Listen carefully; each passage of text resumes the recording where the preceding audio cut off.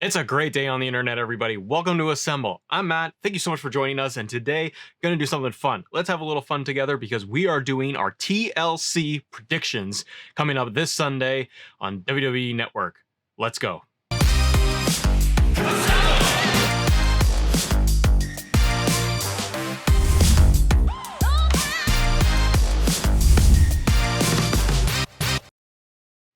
I love me some good predictions. I want to be able to talk to you guys about some wrestling, some WWE. It's like I'm just all nerdy about it. Come on, I want to be able to do a little bit of predictions, have some fun with you, and let's see what is going to happen with these storylines and how are things going to play out on this Sunday and going into, the whole Royal Rumble and then getting into the new year. It's going to be an interesting time. And I have high hopes for some of these matches that are on the card, and some of them, well, we'll just see.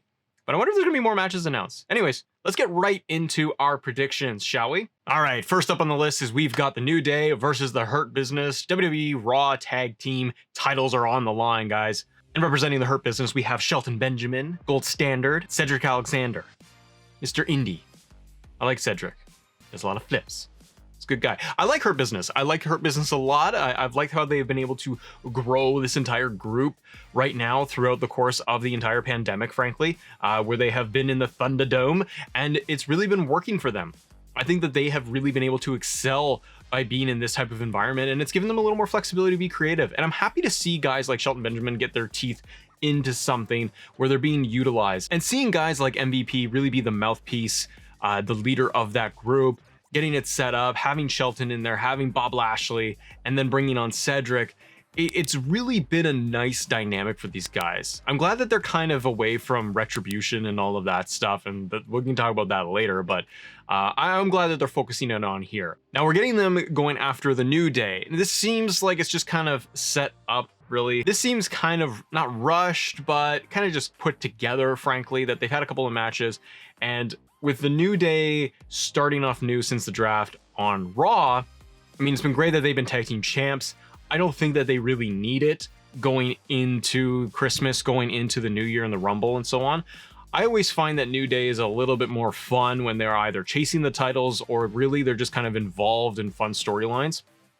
The titles are just always kind of cool that they get them, but I like them chasing a little bit more, and it makes it more exciting when they actually do win the titles. And they've had the tag titles for quite some time. I think that the Hurt Business goes over. I think that they need this to legitimize them a little bit more. And then I'd like to see them, honestly, if they can get more momentum behind Hurt Business, I'd like to see them getting to move up a little bit more and a little bit more and getting into some main titles as well and get those singles titles.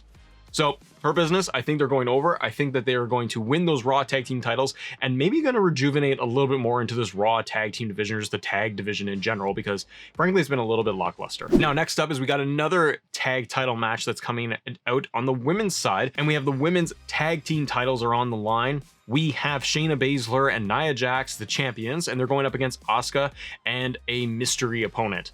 Now, it was going to be Lana. Lana has been taken out, and we kind of have to take some guesses, guys, as to who we think is going to be this mystery opponent for Shayna Baszler and Nia Jax, who's going to be partnering up with Asuka. Now, where I think they're going to go with this, you can go for any of the current women that are on the roster. Go with like Natalya, but that's not exciting enough. I think that they need something really strong for Asuka here.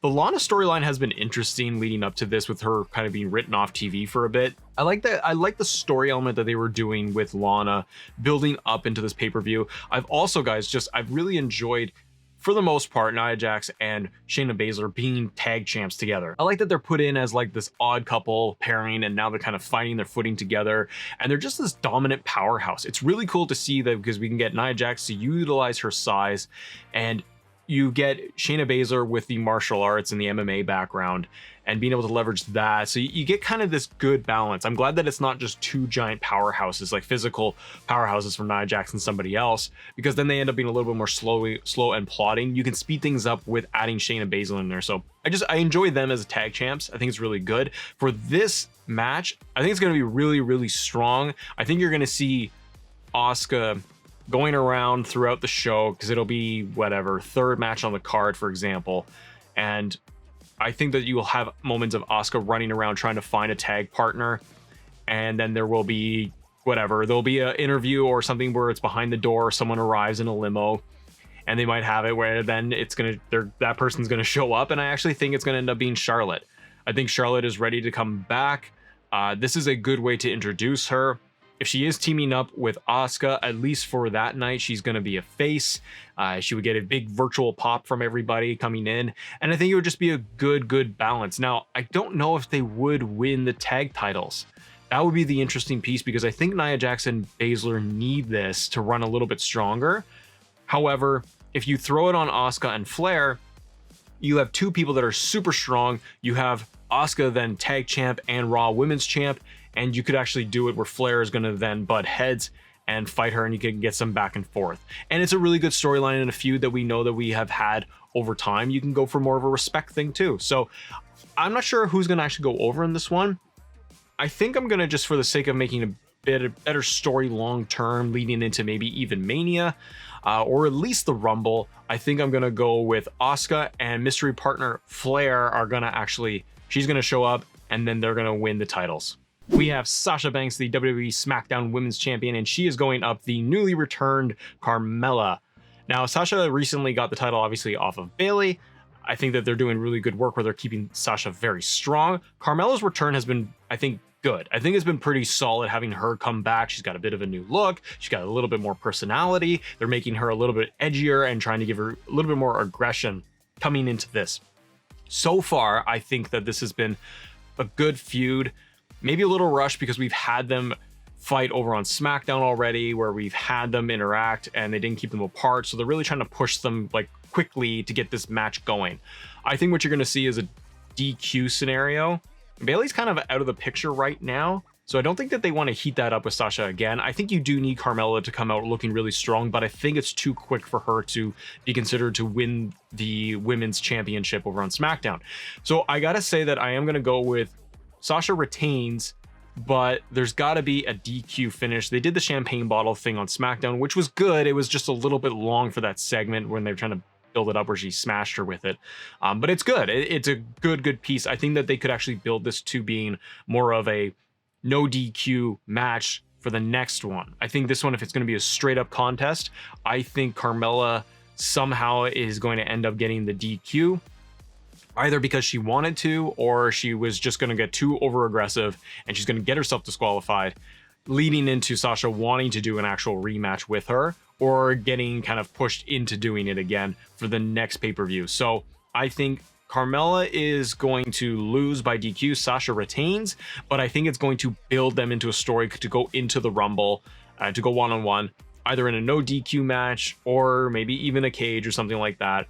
Build it a little bit more. Carmella needs to be able to have a good stage and good presence, and I think if you just write her off as losing right away, then it's kind of all for naught with her return. So you need her to look strong. Sasha shouldn't lose because she's just got the title.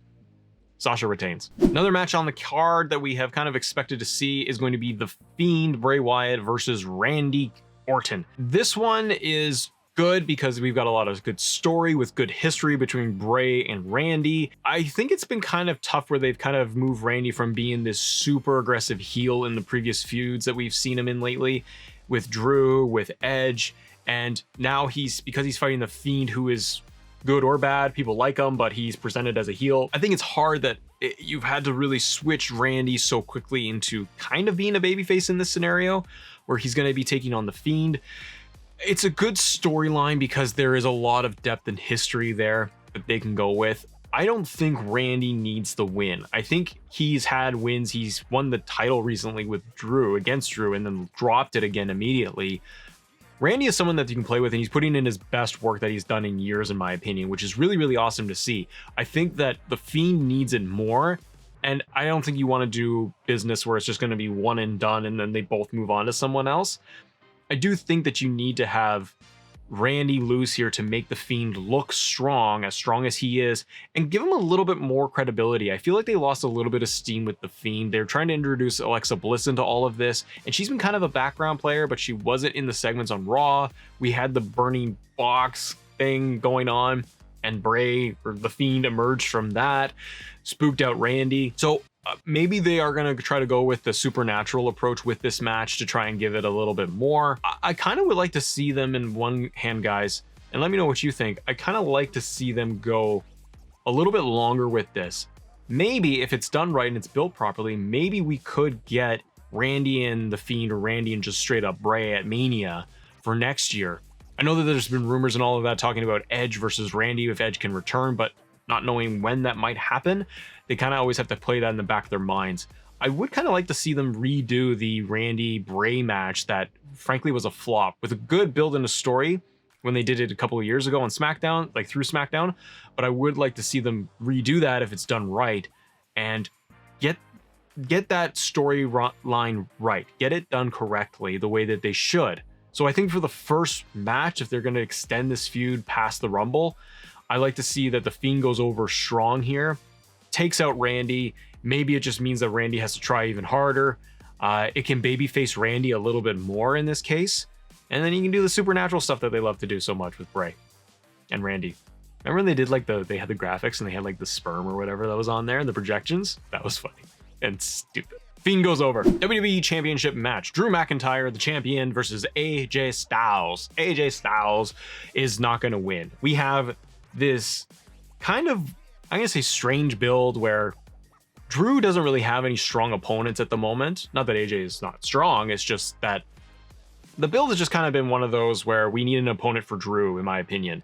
And you have John Morrison and The Miz working with AJ a bit, but then not. They're in the background a little bit. The Miz has the briefcase. They're teasing the cash in for TLC with The Miz coming in, whether Drew retains or AJ wins. I think they still, because they dropped the title from Drew to Randy and then he got it back immediately, that tells me that they want to keep Drew as champ. They like him there, keep him strong, keep building him up more and more. I don't think that he ends up losing at TLC. And I also think a match between him and AJ is money.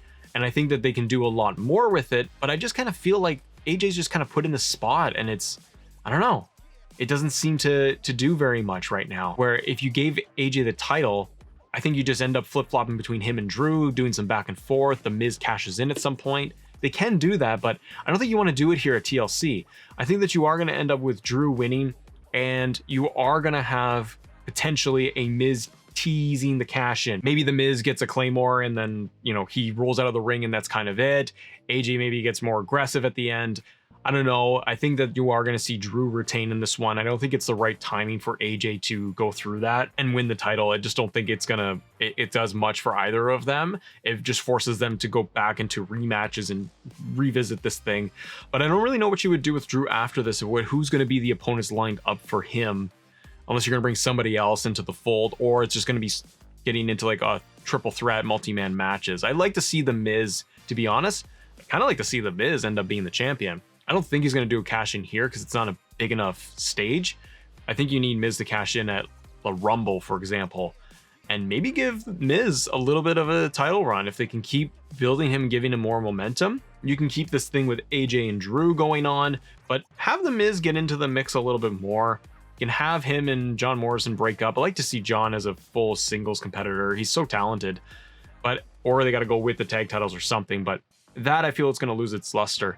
So for this match, I am going to say Drew's going to retain. Last match on the card, what I think is going to be the main event of the whole card, is actually going to be the WWE Universal Championship match, where we have the challenger Kevin Owens is going up against the man, the big dog, the tribal chief, Roman Reigns. Roman's going to win. I have loved what they have been doing with Roman, with this whole entire story arc, with him coming in, winning the title, becoming heel, and becoming tribal chief over everybody. I think Kevin Owens, unfortunately, is going to be a placeholder feud for the moment until they can move Roman on to something bigger. And I don't know where they're going to go for the next feud with Roman. I think, again, TLC has a good opportunity to set up future matches and future feuds going into the Rumble. I think Kevin Owens was going to be made to look strong, but everyone that Roman, they've built Roman to a point where he is like Brock, where he is just destroying people that he's getting involved with. I think that you need to get into a Daniel Bryan scenario for the next setup feud for probably the Mania match. And we'll talk about that if we do future predictions for Mania and where we're going to go with that. But I think that Kevin Owens, he's not going to win. I think you still need Roman because he's developing this character and it's a long burn. And Roman said it in previous interviews too, where basically it's coming along for the ride and they're going to stretch this thing out and you want to be able to see that arc, that story arc, and that journey go all the way through. I think Roman, to be honest, guys, is going to have the title for another full year. I don't think there's any reason to stop him, and I don't think that there's anything in his way. I really wish that they would have Kevin Owens built up a little bit stronger. And again, it's the issues with the time crunch when you have pay-per-views like Survivor Series, where you multi-man matches, you kind of put everything on hold, then you get into TLC for a true pay-per-view, and you have to fast track feuds a little bit like Kevin Owens and Roman. I think there's a ton of money there, and I think it's really, really strong. I just wish that Kevin Owens could be built up more, had more time to be built up. I think he's great, and I love KO, and I love to see him take on the role of almost kind of a Austin versus Rock scenario for a newer generation, as they're building up Roman to be this super strong heel, and Kevin Owens has to overcome him. I think Roman's going to win. I don't think he's going to win very clean. I think he's going to do what he's done in previous pay-per-views and matches, where Roman ends up doing a low blow, where he's done the low blow pin thing before. The guy's pinning him. So I think Kevin Owens is like going to go for a cover where he gets a stunner on him, goes for the cover, and Roman ends up giving him a low blow, and then he's going to get a submission, and then that'll be the end of it. Maybe KO just passes out, so it kind of holds him a little bit strong, and then have Kevin Owens go in for a rematch, maybe on SmackDown in the future or the next pay-per-view at the Rumble. I think Daniel Bryan needs to get in there. I think Daniel Bryan needs to, at that point, potentially win the Rumble, take on Roman, where fans are going to think that this is going to be Daniel Bryan's moment to take down Roman Reigns, and he's going to be the one to do it. We'll see where that goes in the future, but I think right now Roman is too hot, too strong. There's too much story depth in there between the Usos, Roman, Paul Heyman, all of these pieces. I think that KO is going to get submitted, he's going to tap out, and Roman's going to retain. So guys, we've got a 3-hour pay-per-view coming in from Tropicana Field. They've moved the Thunderdome. I wonder how this pay-per-view is going to turn out on Sunday. I'm very excited. I always love some good TLC. I love to be able to have this, and I love some of the matches that we're going to have, and we get into that Royal Rumble mode. We get from here and we start looking at that and making our predictions that way. Let me know in the comments below, what is your match card? What are your predictions for this pay-per-view coming up on Sunday? We'll look at doing our TLC recap and review coming up next week, probably on as early as Monday, right after the pay-per-view. So I hope you guys enjoy it. Thank you so much for joining us, and thank you guys for assembling with us. See ya.